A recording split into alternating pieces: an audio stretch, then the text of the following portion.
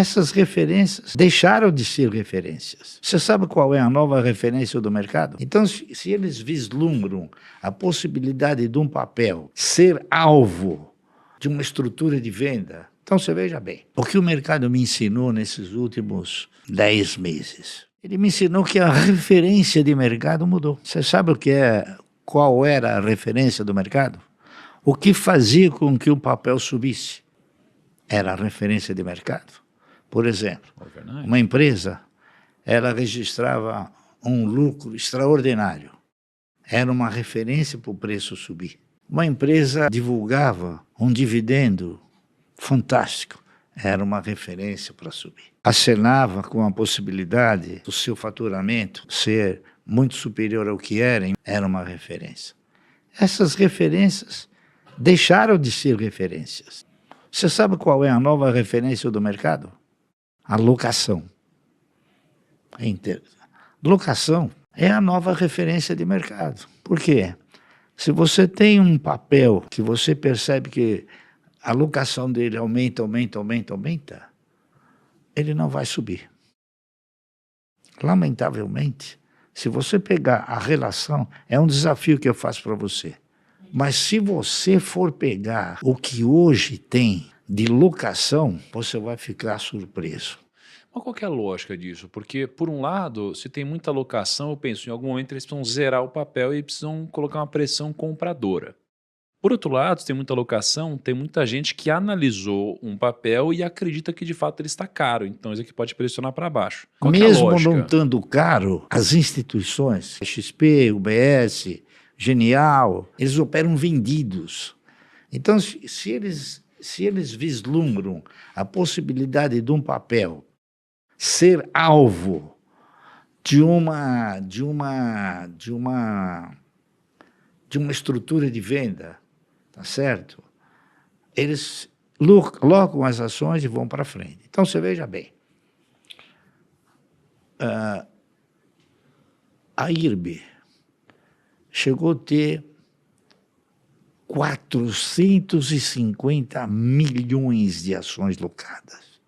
O mercado, por muito ativo que ele esteja, ele não tem estrutura para comprar 450 milhões de ações de um papel. A Cielo já chegou a ter 180 milhões de ações locadas. Então, qual é o meu sentimento? Quando eu vejo que o papel começa a aumentar a alocação, é porque alguém está vendendo. Eles estão vendendo. Então, o que acontece quando a alocação sobe? O papel cai. Certo? Por quê? Porque está sendo direcionado para o mercado. O papel cai. O que eles fazem? Se ele vendeu aqui, ele vai comprar aqui. Então, na hora que ele começa a comprar, a alocação diminui, porque ele está recomprando. Está entendendo? Então, o papel pode até não subir. Está entendendo? Pode até ficar parado. Agora, é um movimento calculado, porque essa espiral de baixa, ela está acontecendo, não é num papel só, em inúmeros papéis. Então, se você pegar a relação dos papéis que são alvos de locação, é fantástico. Se você fizer uma somatória de todos aqueles valores que foram direcionados para o mercado, você vai chegar numa conclusão triste, muito triste. E boa ao mesmo tempo, porque ela te gera uma oportunidade. E Está alguém está entendendo? buscando. Você veja bem, eu vou dar um exemplo prático. Aqui nessa mesa aqui, quando foi lançado um papel chamado, aquele do Iterapeiro, como é que é o nome? Espaço Laser. Espaço Laser. R$11. O cidadão esteve aqui perante a nós e falou: "Seu Márcio, teria um máximo prazer que o senhor fosse o nosso acionista." Eu falei: "Olha, eu lamento profundamente, mas nós não temos assim o hábito de investir em patrimônio intelectual.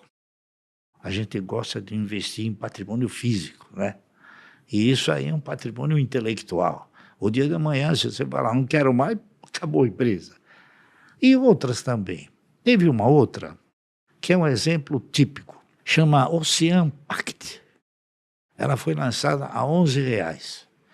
Só que quando foi feito o lançamento, a exemplo dessa aqui, não foi aberto o capital pura e simplesmente.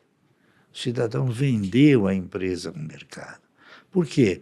Porque a emissão secundária foi muito superior à emissão primária. O que acontece? Quando existe a emissão primária, o dinheiro entra no caixa da empresa. Quando é emissão secundária, entra no bolso do controlador. Tá certo? Entrou no bolso do controlador. A empresa tem um dos mais insignificantes índices de pagar dividendo. Nunca pagou. É como a PetroRio, nunca pagou dividendo, né? Então, veja bem, é muito importante você, no mercado, ter conhecimento, olhar, verificar tudo que é possível ser verificado para te oferecer subsídio de um bom diagnóstico.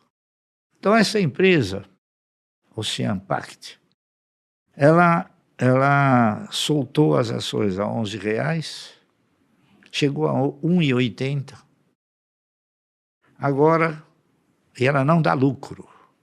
Agora ela começou a subir, está R$5. Não dá lucro e não paga dividendo, porque o estatuto dela prevê pagar dividendo de 0,1%. É fantástico, né? Tá certo?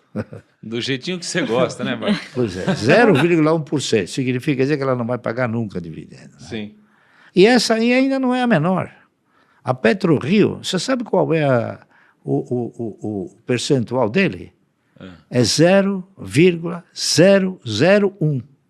Nossa, essa é boa também. Tá, quer dizer, como um papel como esse vai integrar uma carteira de dividendo? Nunca. Então, você ter conhecimento no mercado é muito importante. Você ter o quê? Você conhecer todos os subsídios que a empresa pode te oferecer. Tá certo? Muito bem. Essa empresa hoje custa R$5. Ela não paga dividendo e não dá lucro. Pelo menos até agora não deu lucro. Aí você pega um outro parâmetro. A Cielo, por exemplo, foi uma empresa que já chegou a ter um resultado anual acima de 2 bilhões e pagava um ótimo dividendo. De 2 anos para cá, a Cielo vem intensificando as suas atividades, porque ela foi muito penalizada, principalmente aqui em São Paulo, Depois quando o governo acabou fechando quase que todas as pequenas empresas, não é isso? E não permitia aglomeração, até no supermercado era proibido ir. O que aconteceu? A Cielo veio ganhando espaço progressivamente, 2019, 2020, 2021, 2022 ela já deu 1 bilhão e 400 milhões de lucro. Existe uma previsão do Santander, que eu suponho sejam pessoas que tenham gabarito, de que ela provavelmente chegará a um resultado de 2 bilhões. E veja bem, ela paga dividendo trimestral, tá certo? Custa R$ 4,40, R$ 4,50. Por quê? Porque tem quase 100 milhões de ações alugadas. Entendeu? A Ocean Pact não tem ações alugadas, praticamente. Sim. Então, a alocação, lamentavelmente, ela hoje é a referência de mercado. Então, a gente acompanha via essa. Então, esse é um exemplo prático, típico, de que o resultado não é mais a referência principal. Falando em Algumas histórias tristes. Isso ninguém falou no Isso mercado. ninguém fala. E você vai ver que vai se acentuar.